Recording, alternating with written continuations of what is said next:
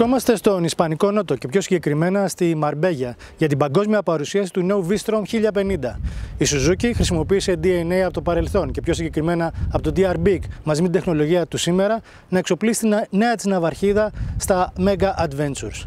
Ας δούμε όμως όλος αυτός ο ηλεκτρονικός εξοπλισμός και η προσπάθεια που κατέβαλαν οι μηχανικοί στο Χαμαμάτσου τι αποτέλεσμα έχει στο δρόμο.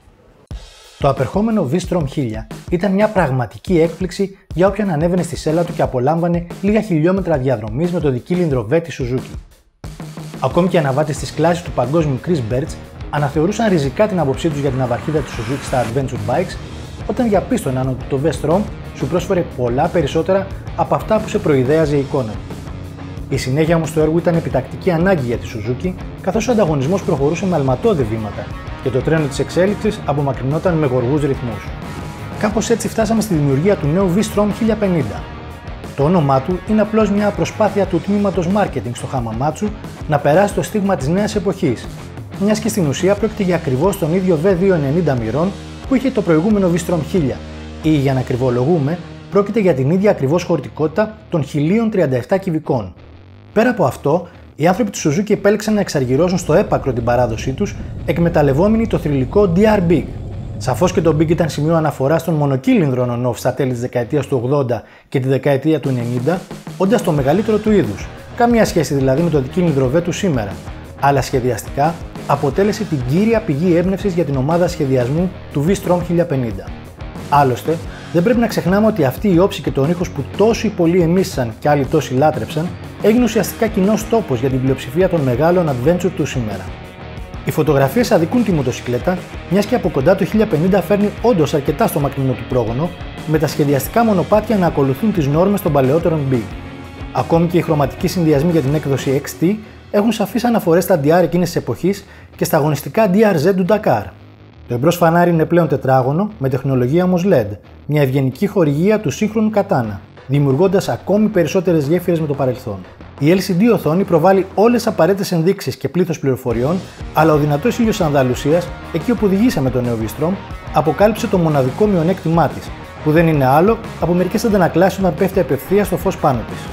Η θέση οδήγησης είναι και αυτή διαφορετική, χάρη στη νέα ρυθμιζόμενη για το XT σέλα, αλλά και στο διαφορετικό τιμόνι μεταβλητής διατομής που σε συνδυασμό με τα επίσης νέα φαρδίτερα μασφιέ δημιουργούν ένα εξαιρετικά εργονομικό τρίγωνο για τη στάση του σώματος. Ο κινητήρας πληρεί πλέον τις προδιαγραφές Euro 5, ενώ η απόδοσή του σε ό,τι αφορά την υποδύναμη είναι αυξημένη, φτάνοντας στους 106 ύπους.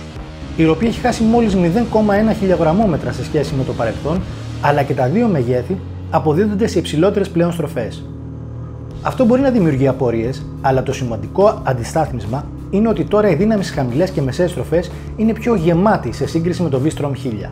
Το σύστημα που βοηθά στην κίνηση με χαμηλές ταχύτητες μέσω της αύξησης των στροφών στο ρελαντί, το Low RPM Assist όπως ονομάζεται, η μίζα που χρειάζεται μόνο ένα πάτημα για να πάρει μπροστά ο κινητήρας, ρυθμίζοντας μόνη της το πόσες στροφές θα χρειαστούν, και ο μονόδρομος και υποβοηθούμενος συμπλέκτης παρέμειναν ως είχαν. Το ψυγείο λαδιού είναι νέο, ενώ το επανασχεδιασμένο ψυγείο έχει μεγαλύτερη θερμοαπαγωγική ικανότητα για να ταιριάξει με την αυξημένη απόδοση του κινητήρα. Στην εξάτμιση τοποθετήθηκε ένας μεγαλύτερος καταλύτης λόγω Euro 5, χωρίς όμως να φημωθεί ο ήχος του V-Strom. Ένας τομέας που το V-Strom υστερούσε σημαντικά απέναντι στον ανταγωνισμό είναι το πεδίο των ηλεκτρονικών συστημάτων. Το νέο V-Strom φορτώθηκε και ανανεώθηκε με αρκετά softwares αλλά και hardwares από τους μηχανικούς του Χαμαμάτσου, προκειμένου να μην χάσει το τρένο της εξέλιξης. Πιο πλούσια εξοπλισμένη είναι η έκδοση XT που οδηγήσαμε, η οποία διαθέτει τη νέα IMU που παίρνει δεδομένα από 6 άξονες, ενώ για πρώτη φορά χρησιμοποιείται η ηλεκτρονική διαχείριση του γκαζιού, Ride by Wire. Ο αναβάτης έχει στη διάθεσή του 3 χάρτες απόδοσης, A, B και C, με τη διαφορά μεταξύ τους να αφορά την απόκριση και μόνο. Το Traction Control είναι επαναπρογραμματισμένο με 3 επίπεδα επέμβασης και δυνατότητα απενεργοποίησης, ενώ το ABS, επαναπρογραμματισμένο Cornering ABS για το XT, ρυθμίζεται σε 2 επίπεδα. Η έκδοση XT διαθέτει επίσης Hill Hold Control, το σύστημα που αναγνωρίζει μέσω της IMU πότε η μοτοσυκλέτα έχει σταματήσει σε ανηφόρα και κρατάει ενεργοποιημένο το πίσω φρένο για 30 δευτερόλεπτα, χωρίς να χρειάζεται ο αναβάτης να ασκήσει πίεση στο λευγέ, κάνοντας την εκκίνηση πολύ εύκολη. Το Slope Dependent Control εμποδίζει την ανύψωση του πίσω τροχού κατά το φρενάρισμα στις κατηφόρες και το Load Dependent Control προσαρμόζει τη δύναμη της πίεσης στα φρένα, αναγνωρίζοντας το φορτίο που μεταφέρει η μοτοσυκλέτα. Στην ηλεκτρονική πρίκα της έκδοσης XT συμπεριλαμβάνεται και το Cruise Control, για πρώτη φορά και αυτό στην οικογένεια των V-Strom, ενώ ο στάνταρ εξοπλισμός του ολοκληρώνεται με μια σειρά από αξεσουάρ όπως τα αλουμινένια προστατευτικά για τα καπάκια των κάρτερ, τα προστατευτικά κάγκελα, τα LED flash, οι χούφτες, η ρυθμιζόμενη ζελατίνα και η ρυθμιζόμενη σέλα, το κεντρικό stand και η παροχή ρεύματος 12V κάτω από τη σέλα.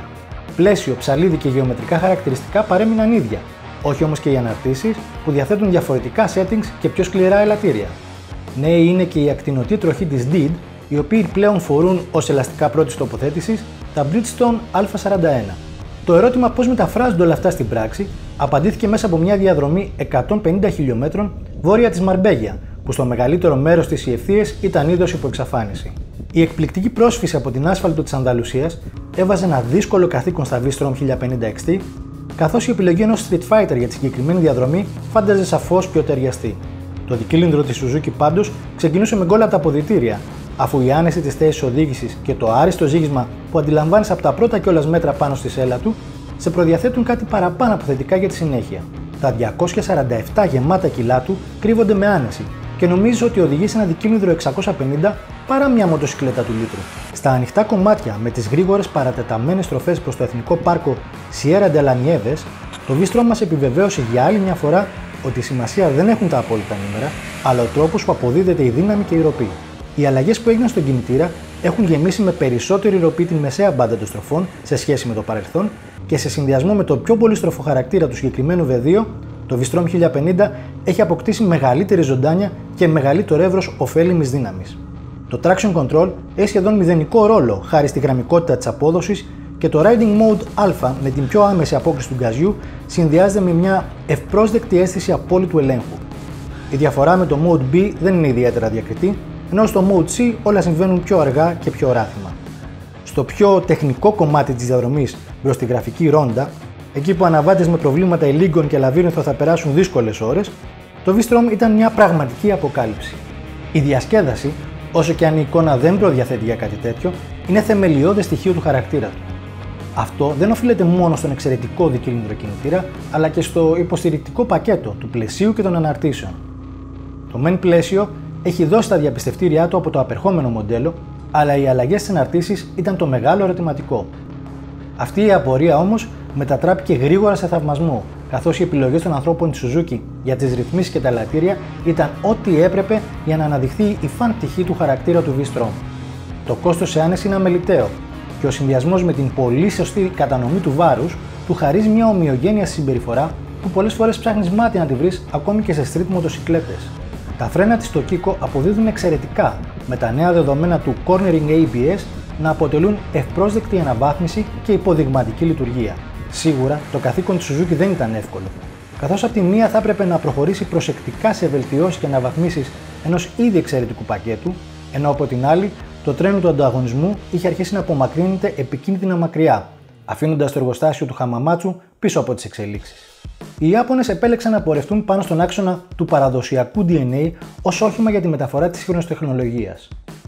Σίγουρα δεν έπιασαν τα στάνταρ των ανταγωνιστών τους, καθώς τεχνολογικά στοιχεία που θεωρούνται πλέον κοινός τόπος, όπως για παράδειγμα οι ημιενεργητικές αναρτήσεις και η διασύνδεση μέσω Bluetooth, απουσιάζουν από την περίπτωση του νέου V-Strom. Από την άλλη όμως, το V-Strom 1050 και σε συνάρτηση πάντα με την τιμή του, είναι μια μοτοσυκλέτα που μπορεί να σου προσφέρει περισσότερα από όσα ίσως θα περίμενες.